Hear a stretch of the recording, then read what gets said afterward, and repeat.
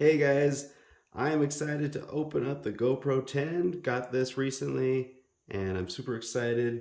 We're going to open it up and take a look to see what's inside. I also got a memory card when I bought it. This is 1 terabyte.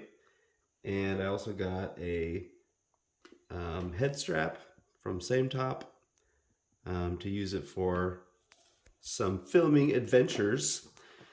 So let's go ahead and open up the GoPro. We have the strap on the bottom here.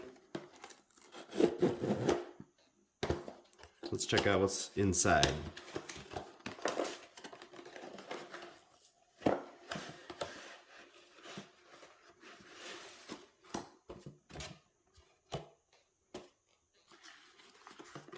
There's a nifty little case here. And let's see how we open this thing.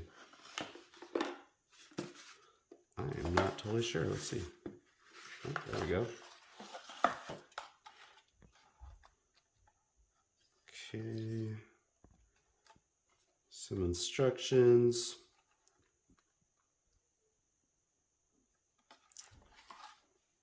And there we go. USB cord. Looks like a mount. And the battery, another mount that also goes with it, and there, and then the actual GoPro.